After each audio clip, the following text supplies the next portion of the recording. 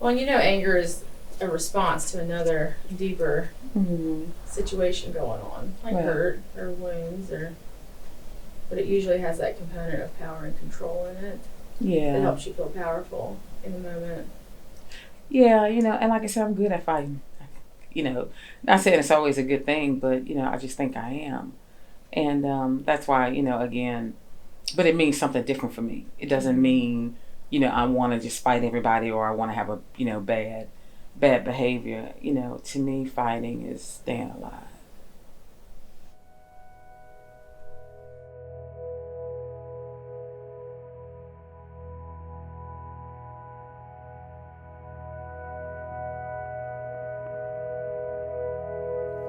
When I was a little girl, I had dreams of being a Broadway singer.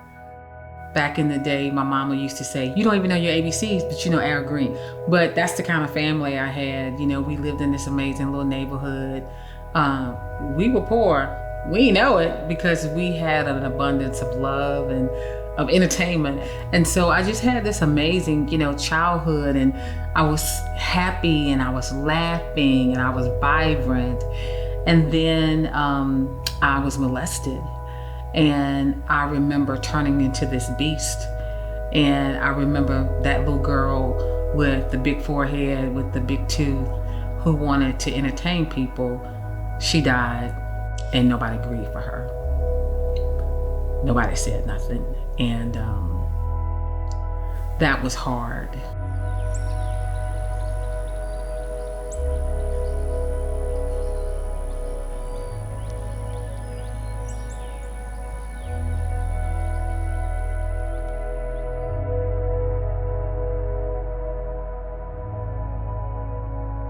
By the time I was 10, I was sexually active on my own. 12 was the first time that I tried to kill myself. And so I remember getting out the hospital in New Orleans and I came home. Nobody never said anything in my family. Nobody asked Tonja, why did you do it? They just told me, you need to go to church and you need to trust God more. I'm like, okay. I started, acting out more. I started getting kicked out of school more. I never forget the first time that I was raped. It was very violent, and it was with a person that I wouldn't have expected it to be by. And I never forget, feeling so vulnerable that he beat me that I passed out. That's when it really got bad. The behavior worsened. I went from doing marijuana, and marijuana, became pills. Pills became cocaine. There was a friend of mine, she told me, she said, hey, look, my uncle, he has a lot of money, he's looking somebody just to kick it with. And that's when I began to prostitute. I felt I was in control because men had messed over me for so long. This was me basically taking my power back, which was ridiculous because there was a part of me that was disgusted by what I was doing. And the more I did it, the more I hated myself. I remember my mom said that when I tried to kill myself, that was the first time she seen my dad cry. And you had to know my dad. My dad was a strong man. He was very sure of himself. He was like a drill sergeant. He figured he had to train me to be stronger. I think he saw suicide as, my daughter being weak. And there's no way my daughter can be weak. He just taught me to be strong. He taught me to believe in whatever I believe in, to stand up for it and to fight for it. Anyway, so like I said, I had a whole lot of trauma and a whole lot of drama. And what happened is that I was going to college and I was not going to class. And so I was just doing drugs and just hanging out in the boys' dormitory, doing my thing. Eventually he found out that I was not going to school. And so he was like, you know what, I'm done with you. I've been giving you money and you have not been enrolled in nobody's class. If you want to go to college, you go down your own. I'm like, oh, okay, I got it. So I went and signed up for the military. I remember taking the test and I didn't score high enough to be military police. And the recruiter said, well, I can probably help with that. And I went, dog, men must know that something about me. I always said I was like manure. I have cows, and you can smell the manure from the cows, and if you go close to it, you see flies. And I just saw myself being manure, and bad men was flies, and they just found me. So I'm just like, okay, so I, perform sexual favors, and that's how I, was able to get my score high enough to be military police. The military was some of my best times because what it did was it gave me a sense of purpose. I love camaraderie, I love teamwork. And so, like I said, I was trained to fight while wounded by my dad. And then in the military, they teach you, bombs bursting in air, you get shot, you still better, pick up your weapon and keep it moving and aim back at the enemy. But here's the deal, I was always fighting the enemy, and I didn't know what it was. I finally got in a good space. I did a lot of rehabilitation. I got off the drugs, and I think I had been clean for like maybe 4 years. And that's when I met this guy, Darren, who was going in these communities, underserved communities, every Saturday morning at 8 o'clock. He would go out and he would give food to the homeless. He was going into prisons. He was going to the Salvation Army and, just, encouraging men and things like that. And I'm like, I want to do what he's doing. And so we began, ministry or working out in the community together. And so when I told him, I'm like, look, I want to start a program on Friday nights to help people with addiction. And he was just like, okay. And so we started in my grandmother's house. Then it moved to a friend of mine's house who was a social worker. And then it moved into a church. And before you knew it, it just became something huge. The name of it was Set Free Indeed, from the scripture John 8:36. Whom the Son is set free is free indeed. And what we did is that we provided a safe space for people every Friday night who had an issue with addiction of any kind, their family member.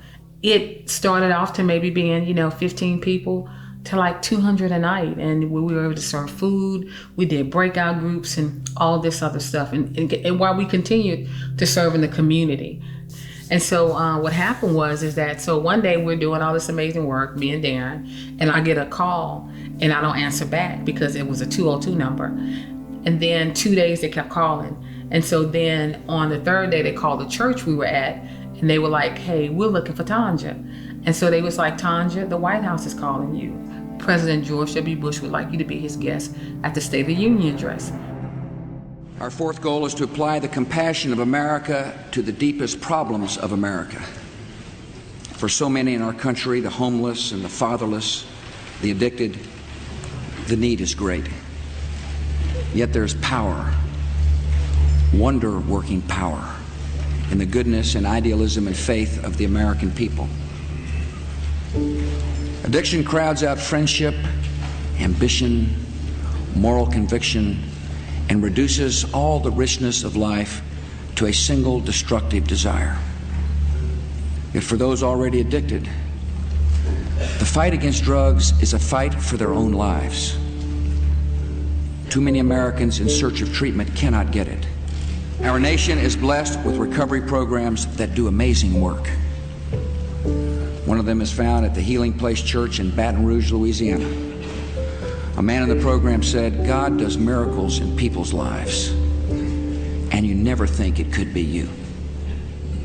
Tonight, let us bring to all Americans who struggle with drug addiction this message of hope. The miracle of recovery is possible, and it could be you.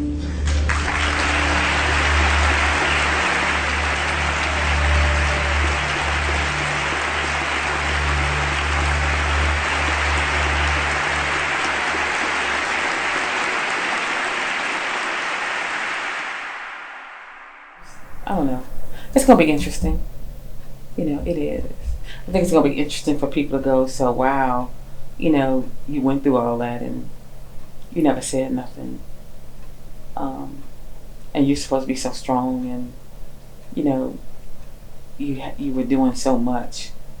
And how is it that, that can be the same thing? Mm-hmm. So even doing this, I think about, what people are going to say. Because, I'm used to doing, stuff, like this. But, telling this story, Yeah, it's a different part of the story. It's a different part of the story, Yeah. It's easy to say, oh yeah, 30 years ago, I'm off drugs and, it's been a great journey, but to say, yeah, 5 years ago, I don't know. I don't even like the thought of it coming out of my mouth. Because again, I think I'm still think how people are going to, see, or they're going to judge me. I'm not really harping on it, but I think that, wait a minute, how is it that, you have all this faith, you have all this stuff going for you, and you still have suicide ideations? That whole experience, doing all that phenomenal work on a national stage, was a blessing and still is. And it opened up so many opportunities for me to share my story of hope, that recovery is real. And so it was just an amazing journey. But again, nobody saw how dark and deep and how depressed I was. And my husband knew, but he didn't know what to do. Darren and I started having some marital issues, fast forward some years later. When me and Darren first got married, we had to have extensive counseling because of my background. Like one of the questions was, so if you're walking in the mall and you see a guy she turned a trick with, how you gonna feel about that, Tonja? Darren, what you gonna feel about that? So it was stuff like that most married people don't talk about, that we had to talk about. And so anyway, we were just having these challenges, and I needed a break. I'm like, I just need a break. And he's like, what do you mean? I'm like, I need a break. I left and I stayed in a hotel for 10 days. And then a friend of mine found out that I was in a hotel, and they were like, you need to come live with us. They had a guest house. And I remember us having a fallout on the phone, and I'm thinking like, wow, I failed at being a wife. Nobody is going to side with me. I wasn't asking anybody for sides, to take sides for me and Darren, but because of my past, I know I was going to get the blame for everything. And I'm just like, you know what? I just can't take that shame. And so before you know it, I started, journaling. And then journaling started into writing. And before you know it, I was, full-fledged suicide thoughts. And as I'm writing, I began to start planning. And basically, I just wanted my family to know that, look, this is my decision. This is my life. It's my decision. You couldn't love me enough. I know y'all love me, but I'm done. I'm tired. I'm tired of fighting. I'm tired of fighting. I'm tired. And I began to write a 4-page letter, basics to all of them, telling them how much I love them.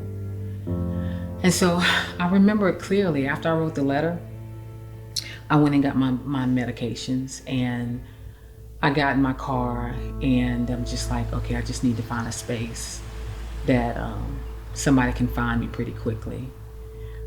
I reached out to my cousin who had PTSD, and he had just finished his time as being a Marine, and I'm like, I just need him to tell everybody, look, I'm good. And for some reason, I thought that he would understand. So I called him. I'm like, look, cuz, I'm done. I'm tired. You know what I've been through with, the things of Darren and I, and I'm just done. I love y'all, but I don't need nobody to be hurt by this. And so I remember him just going, cuz, what are you talking about? And no, cuz, and I remember just hanging up the phone. And so he tried to call me back. I wouldn't answer. He tried to call me back again, and then my nephew and nieces start calling me, and I did not answer. And so I'm riding around trying to find a park, and then I get a phone call from a friend of mine, Sharon. And the reason why I answered her phone call, because a friend of hers had just died, her best friend. And I remember when Ronnie died, I didn't go to the funeral because I was sad. I wasn't sad that Ronnie died. I was sad that Ronnie wanted to live and she died. I don't want to live, and I'm still alive. And so she said, Tonja, please come to my house. And I hung up the phone. She called me back. And I'm like, okay, I'm coming to your house. And I was lying. And she's like, would you stay on? She's like, I'm gonna stay on the phone till you come to my house. And I'm like, no, I'm good. And I say, I tell you what, I'm going back to my house, or back to the guest house. And for some reason, I had a come to myself moment, and I went back to the house. And as soon as I went back to the house, I turned the corner, and there was 2 police cars. So I'm like, you know what? I do this for a living. I got it. I got this.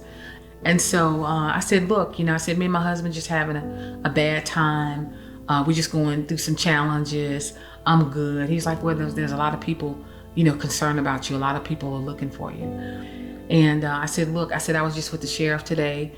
I was with such and such, and I started rolling down names. And he's like, I know you. And I'm like, yeah. He's like, you're the lady, I've seen you on TV. He's like, wait a minute, you do stuff with law enforcement. I'm like, yeah, that's me. So I'm like, I know I'm good now. So I just started talking to him. And then he's like, you know what, Miss Myles, wait a minute. So he went to the car and made a call. And then he came back and he said, I'm sorry, there are a lot of people concerned about you, even the sheriff. You need to go to the hospital. I got locked up for like 7 to 8 days. And I remember the look, some of my friends and family came to visit me, and I remember the look on their face. They were horrified. I never want to see that look on anybody again. And then I realized that, this pain that I'm feeling, if I do this, the pain don't leave, it just transfers to them.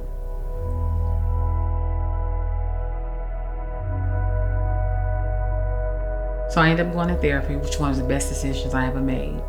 And so it's been 5 years that I have not had a suicide ideation or any thoughts of suicide. And people ask me, so what do you contribute that to? Besides my faith, I contributed to being in therapy. Therapy ain't scary, because it's my hour. I do all this amazing stuff for everybody else, which I'm grateful to do it, but it's my hour. And I don't have to feel selfish about having an hour for myself. I didn't know what was going on with me. My family didn't know. That's not why they didn't know what to do. I didn't know what trauma was. And the sad thing is, I've worked with people with addiction, most of my, adult life, having a treatment facility, working around psychiatrists and doctors and therapists, and just never put 2 and 2 together that, it was trauma. And when there was a name put to the pain, then I'm like, okay, I'm not crazy. I'm not crazy. I'm wounded, but there's hope. And there's a process to this pain. There's a process through getting out of this trauma. And so that's why it clicked for me so fast, because I was like, oh, now I get it. That's why I act like that. I wasn't a bad person. I wasn't an evil person. I was wounded. I was trying to fight for my life.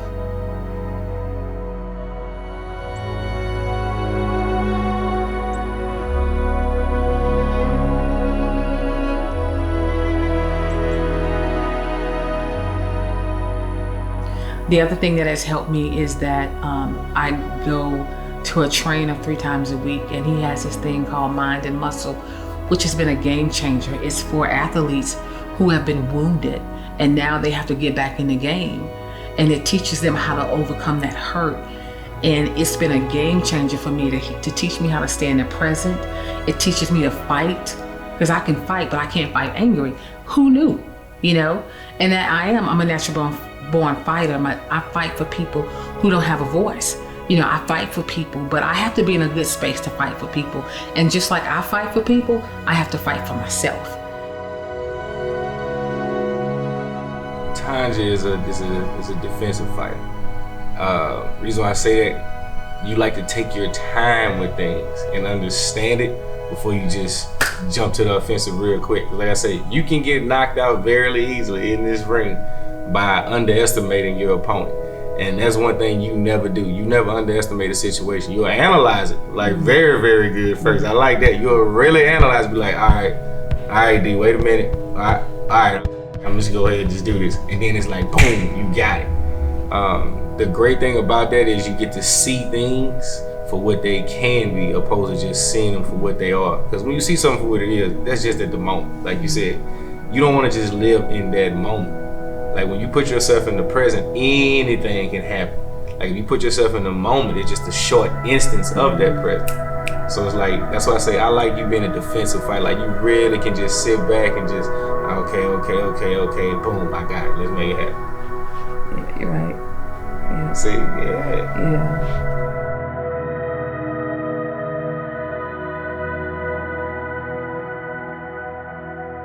Then the other thing that has been a game changer for me is that my family and friends, they know I'm open with them when I'm struggling. You know, if I call right now, 4 o'clock in the morning, and just say, hey, I need, and they're probably at my door before I finish the sentence. And I want to lead by example to them that they can live a good life. A mental health diagnosis does not have to define you, because I know some of them suffer with depression and anxiety. So it's imperative for me to be open and honest with them on what my struggles were, you know, what challenges I may face now, but to let them know that they're not alone, we're not alone, and whatever it is, we're gonna get through this as a family. And that's the real deal. I was always tired.